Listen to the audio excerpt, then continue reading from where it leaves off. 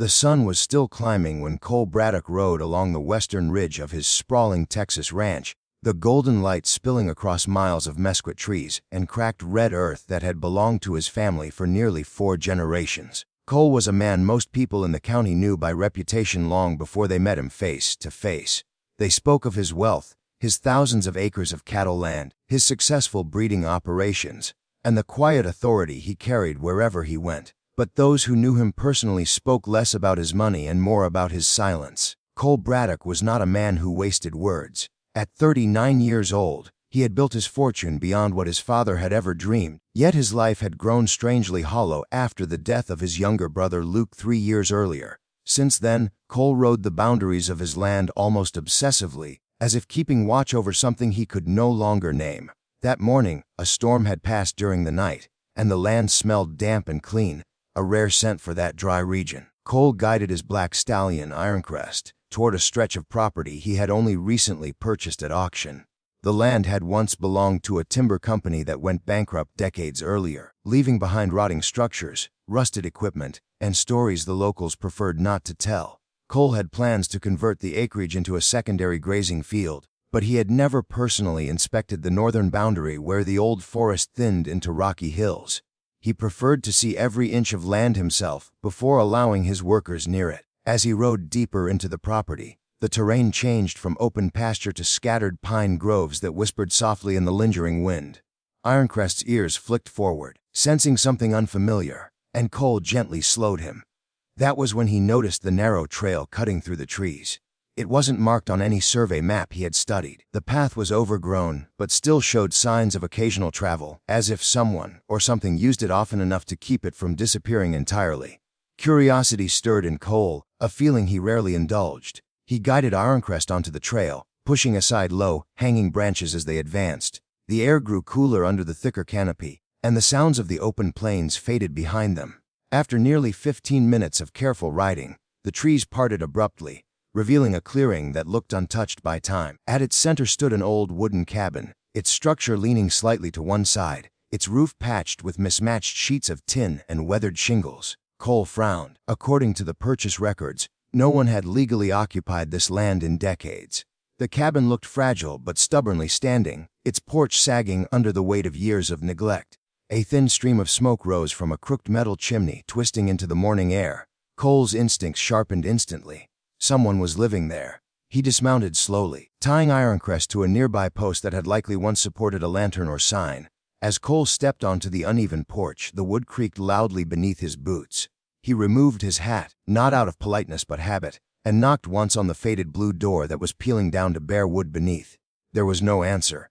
He knocked again, firmer this time. From inside, he heard the faint scrape of movement, followed by a long pause. Finally, the door opened only a few inches, revealing the sharp, cautious eyes of a woman who looked older than her years. Her hair, streaked with silver and dark brown, was tied loosely behind her head. Her face was thin, sun-weathered, but her gaze held a surprising strength that immediately struck Cole. "You're trespassing," she said quietly, her voice steady despite the warning in her words. Cole straightened slightly. "Ma'am, this land belongs to me now. I bought it last month. Name's Cole Braddock." The woman studied him carefully, her eyes narrowing slightly as recognition flickered across her face. "The Cattle King," she muttered under her breath, almost bitterly. Cole ignored the tone. "I didn't know anyone lived out here. I came to check the property." She opened the door a little wider, but didn't invite him in. "I've been here 15 years, long before you decided you needed more land."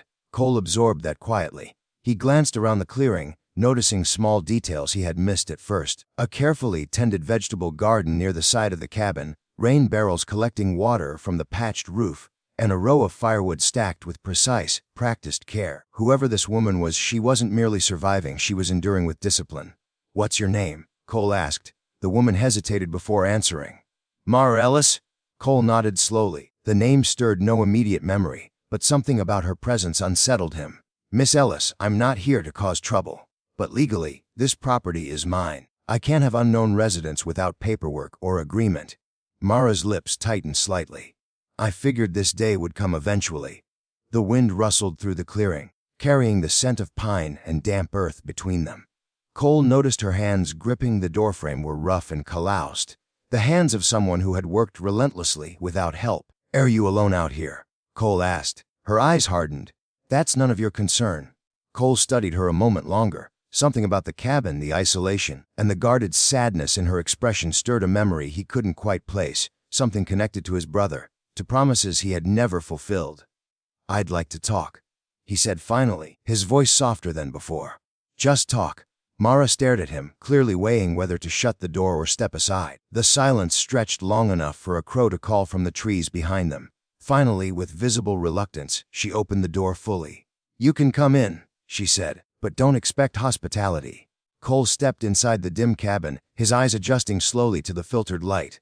The interior was modest but organized, filled with handmade furniture and shelves lined with jars of preserved food.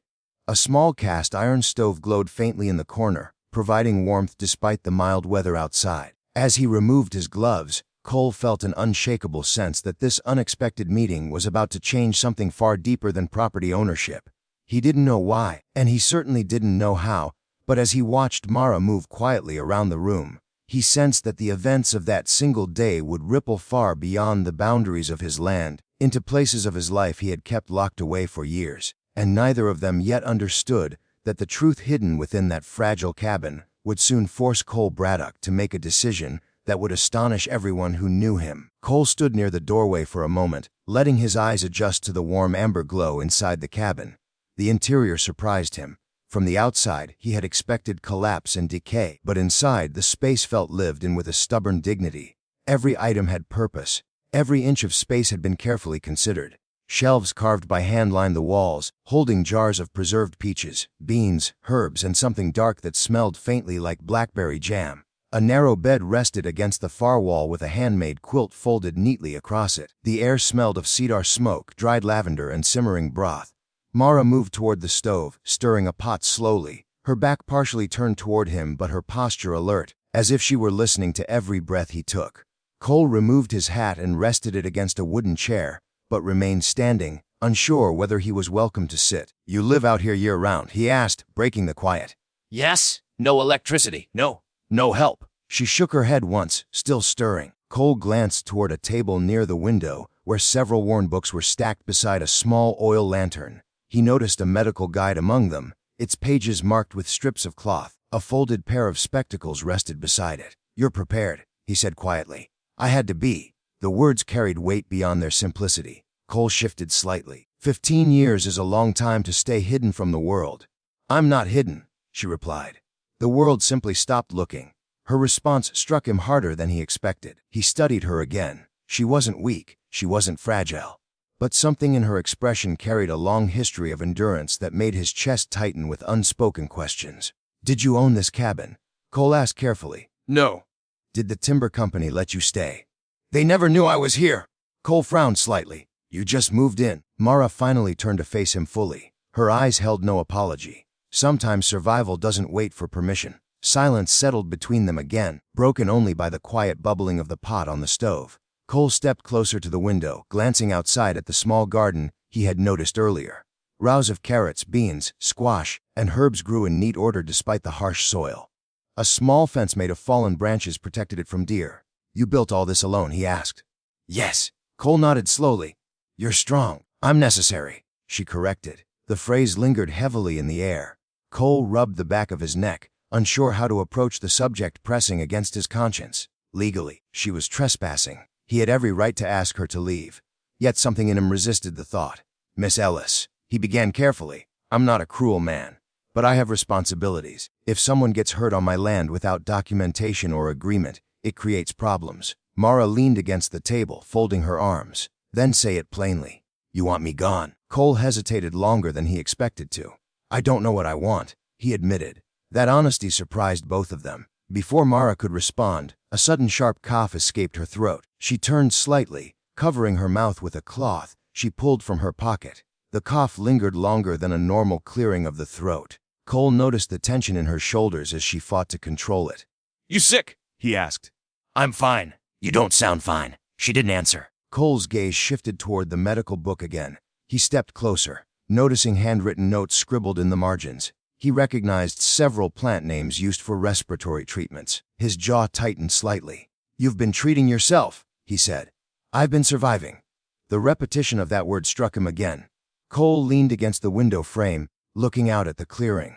His mind drifted unexpectedly to his younger brother Luke, who had always insisted on helping stray animals and injured workers around the ranch. Luke had believed that land ownership meant responsibility for everyone standing on it, not just the cattle grazing across it. Luke would have known what to do. Cole swallowed slowly, feeling the familiar ache of grief stir beneath his ribs. How long have you been coughing like that? He asked quietly. Long enough. Why not go to a doctor? Doctors cost money. Hospitals ask questions. Questions lead to records. Records lead to being found. Cole turned toward her sharply. Found by who? Mara froze slightly, then looked toward the stove again. That part of my life is finished, she said. Cole sensed the conversation had reached a wall, but his curiosity deepened rather than faded. He stepped toward the door, opening it slightly to let in fresh air, giving both of them space to breathe. I need to understand something, he said. Are you in danger from someone? She hesitated, her eyes flickering toward him for a brief moment before lowering again. No, she said finally, though the hesitation betrayed the answer. Cole exhaled slowly. He wasn't a man who interfered in other people's pasts. But something about her isolation, her quiet endurance, and the hidden fear behind her eyes stirred a protective instinct he hadn't felt since Luke died. I'm not asking you to leave today, he said after a long pause. Mara looked up, surprised. But this situation isn't simple, he continued. I need to know you're safe, and I need to know you're not hiding something that could bring danger onto my land. Mara studied him carefully, as if measuring whether he deserved truth or distance. You're already standing in danger, she said softly. The words sent a chill across Cole's spine, though he wasn't sure why. Outside, thunder rumbled faintly in the distance, signaling another storm building along the horizon. Rain began falling before Cole could mount Ironcrest to leave. The storm moved in fast, dark clouds swallowing the sunlight as wind whipped through the clearing, rattling the patched tin roof. Mara secured the shutters with practiced efficiency, while Cole helped stack extra firewood beneath the porch overhang. The sudden partnership felt oddly natural, as if they had worked side by side before, though neither of them spoke about it. By the time the storm fully broke, sheets of rain pounded against the cabin, forcing Cole to remain inside. He removed his coat, hanging it near the stove as water dripped from the leather. You can stay until it passes, Mara said, pouring 2 cups of herbal tea without asking if he wanted one. Cole accepted the cup with a nod. Thank you. They sat across from each other at the small wooden table. The storm outside roared like a living creature, shaking branches and sending water cascading from the roof. You said I'm standing in danger, Cole said finally.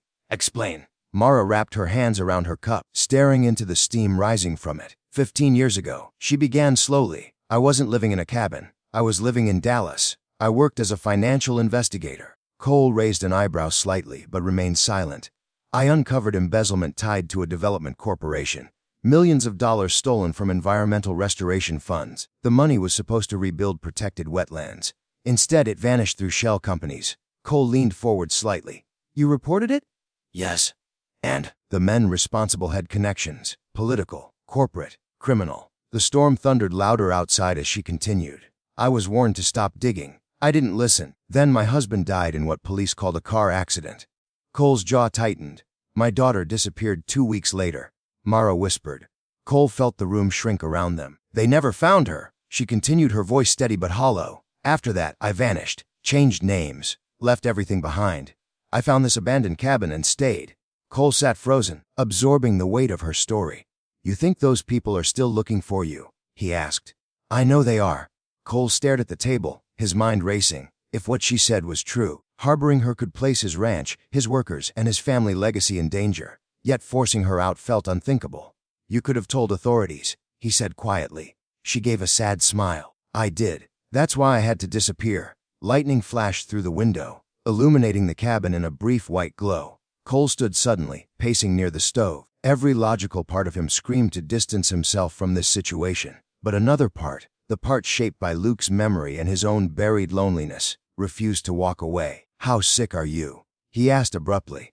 Mara blinked, surprised by the shift in conversation. Why does that matter? Because if you're dying alone in this cabin, that changes things. She hesitated, then spoke quietly. The coughing is getting worse. I suspect pneumonia or something chronic. I've done what I can with herbs. Cole stopped pacing. He stared at her with a firm resolve forming in his chest. You're coming with me? he said. Her eyes widened. Absolutely not. You need a doctor. I need to stay hidden. You need to stay alive. Silence filled the cabin again, heavier than before. I won't expose you, Cole said, his voice lowering but strengthening. I have private medical connections through my ranch contracts. No paperwork tied to public systems. Mara shook her head. You don't understand what you're risking. Cole stepped closer to the table, placing his hands firmly against the wood. No, he said quietly. You don't understand what I'm refusing to lose again. She studied his face, noticing the grief flickering beneath his determination. You lost someone, she said. My brother, he replied simply. The storm outside began to fade slowly, the rain softening to a steady drizzle. Cole extended his hand across the table, not demanding, not forcing, simply offering. Let me help, he said. Mara stared at his hand for a long moment, her guarded world balanced on the edge of trust and fear. And as the last thunder rolled across the distant hills, she made a decision that would change both of their lives forever. She placed her hand in his. Cole helped Mara pack only what she needed. She refused to take more than a single canvas bag filled with clothes, medical notes, and a small wooden box she kept tightly closed. Before leaving, she stood in the doorway of the cabin, her gaze lingering across the clearing that had sheltered her for 15 years. You can come back anytime, Cole said gently. She nodded but didn't respond. The ride to the ranch took nearly an hour. Mara rode behind Cole on Ironcrest, her grip hesitant at first, then steady as the wind carried them across the wide Texas plains. When the ranch house finally came into view, a massive but weathered estate overlooking rolling pastures, Mara tensed slightly. I haven't been near people in years, she admitted. They'll respect your privacy, Cole said. He wasn't entirely certain of that, but he intended to make it true. Cole arranged for his trusted ranch physician, Dr. Harlan Reeves, to examine her privately that evening. The diagnosis confirmed severe lung infection combined with untreated complications that could become fatal without proper care. You brought her just in time, the doctor told Cole quietly outside the guest room. Cole nodded, feeling relief mixed with something deeper, responsibility. Over the next several days, Mara rested in the ranch house while Cole ensured she remained undisturbed. Workers whispered quietly about the mysterious woman, but Cole's reputation kept questions minimal. As Mara's strength slowly returned, she began walking the property gardens, observing ranch life from a distance. She watched workers repair fences, tend horses, and share meals together. The sense of community felt foreign and fragile to her. One afternoon, while walking near the barn, Mara noticed Cole comforting a young ranch hand who had injured his arm. His voice carried calm authority mixed with genuine care. She watched silently, realizing the man who had found her cabin carried far more compassion than the cold reputation others gave him. That night, she finally opened the wooden box she had carried for 15 years.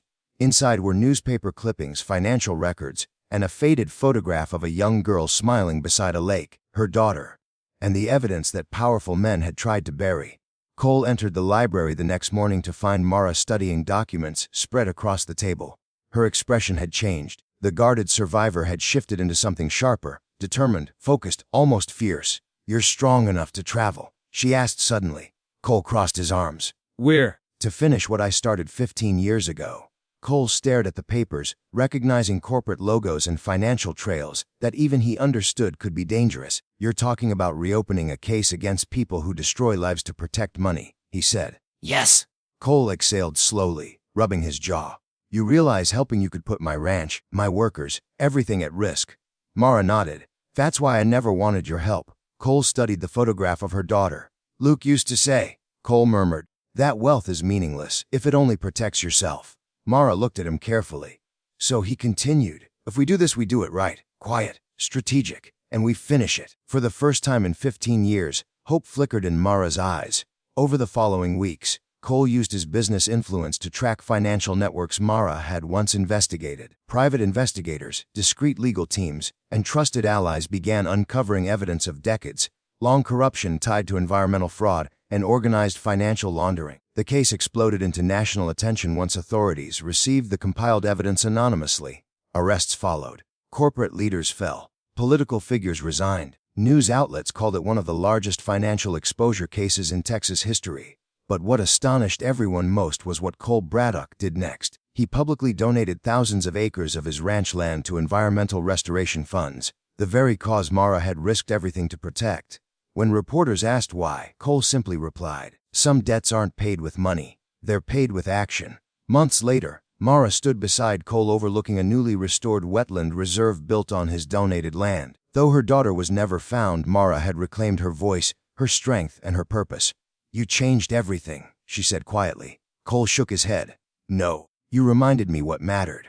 As the sun set across the horizon, casting gold across the water and tall grasses, two lives once shaped by loss stood together in quiet understanding. And the day a wealthy cowboy found a woman living alone in an old cabin became the day two broken paths joined to change far more than either of them ever expected.